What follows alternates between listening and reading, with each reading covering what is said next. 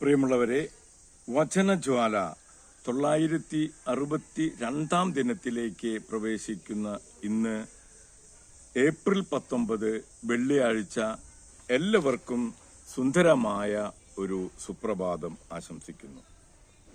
ആഗോള കത്തോലിക്ക സഭയിൽ ഇന്ന് വിശുദ്ധ ലയോ 9 മാർപ്പാപ്പയെ അനുസ്മരിക്കുന്നു. ഇപ്പോൾ ഫ്രാൻസിന്റെ ഭാഗമായ ആൽസസ് എന്ന രാജ്യത്ത് കോൺറാഡ് ചക്രവർത്തിയോട് ബന്ധപ്പെട്ട ഒരു കുടുംബത്തിലാണ് ജനിച്ചത്.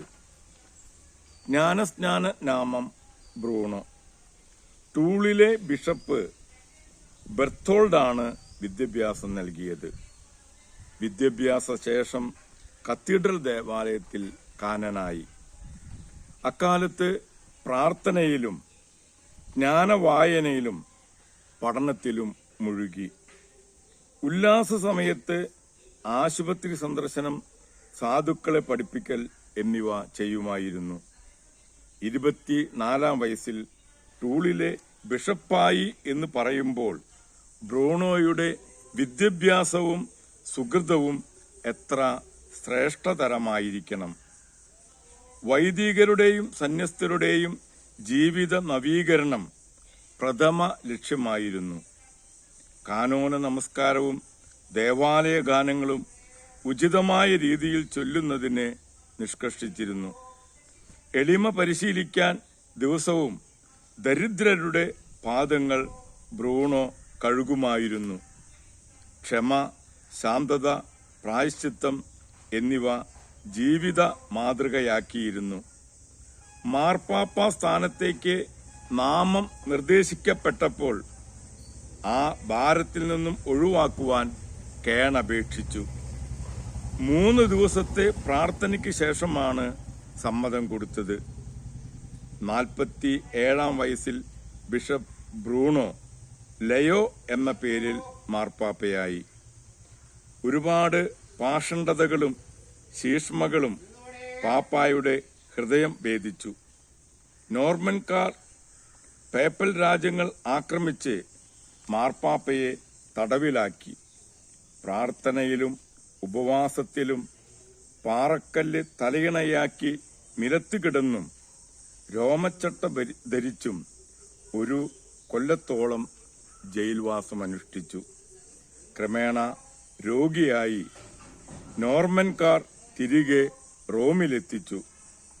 52 വയസ്സിൽ ലയോ മാർപ്പാപ്പ ദിവംഗതനായി. വിശുദ്ധ ലയോ മാർപ്പാപ്പയുടെ മധ്യസ്ഥം യാചിച്ച് നമ്മൾ ഇന്നത്തെ വചനവായനയിലേക്ക് പ്രവേശിക്കുന്നു. ഇന്ന് നെഹമിയ 5 അധ്യായം 1 മുതലുള്ള തിരുവാക്യങ്ങളാണ് നാം ശ്രവിക്കുക. ദരിദ്രരുടെ പരാതി. ജനത്തിൽ പലരും സ്ത്രീ പുരുഷ ഭേദമന്യേ യഹൂദ സഹോദരന്മാർക്കെതിരെ ആവലാതി പറഞ്ഞു. ചിലർ പറഞ്ഞു, പുത്രീപുത്രന്മാരടക്കം ഞങ്ങൾ വളരെ പേരുണ്ട്. ജീവൻ നിലനിർത്താൻ ഞങ്ങൾക്ക് ധാന്യം തരിക. മറ്റു ചിലർ പറഞ്ഞു, ക്ഷാമം നിമിത്തം വയലുകളും മുന്തിരിത്തോപ്പുകളും വീടുകളും ഞങ്ങൾ ധാന്യത്തിനു വേണ്ടി പണയപ്പെടുത്തി. വേറെ ചിലർ പറഞ്ഞു, വയലുകളുടെയും മുന്തിരിത്തോപ്പുകളുടെയും മേലുള്ള രാജകീയ നികുതി അടയ്ക്കാൻ ഞങ്ങൾ കടം വാങ്ങിയിരുന്നു. എന്നാൽ ഞങ്ങൾ ഞങ്ങളുടെ സഹോദരന്മാരെ പോലെ തന്നെയാണ്. ഞങ്ങളുടെ മക്കൾ അവരുടെ മക്കളെപ്പോലെയും.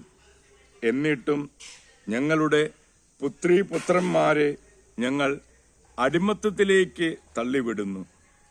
ഞങ്ങളുടെ പുത്രിമാരിൽ ചിലർ അടിമകളായി കഴിഞ്ഞിരിക്കുന്നു. ഞങ്ങൾ നിസ്സഹായരാണ്. ഞങ്ങളുടെ വയലുകളും മുന്തിരിത്തോപ്പുകളും അന്യാധീനമാണ്. അവരുടെ ആവലാതി കേട്ട് എനിക്ക് കോപം തോന്നി. പ്രമാണിമാരുടെയും സേവകന്മാരുടെയും മേൽ കുറ്റമാരോപിക്കാൻ ഞാൻ തീരുമാനിച്ചു. ഞാൻ അവരോട് പറഞ്ഞു, നിങ്ങൾ സഹോദരന്മാരിൽ നിന്ന് പലിശ ഈടാക്കുന്നു. അവർക്കെതിരെ ഞാൻ സഭ വിളിച്ചുകൂട്ടി. ഞാൻ പറഞ്ഞു, ജനതകൾ വിലയ്ക്ക് വാങ്ങിയ യഹൂദ സഹോദരന്മാരെ കഴിവുള്ളിടത്തോളം നമ്മൾ വീണ്ടെടുത്തു. എന്നാൽ ഇനിയും നാം വീണ്ടെടുക്കേണ്ട വിധം നിങ്ങൾ അവരെ വിൽക്കുന്നു.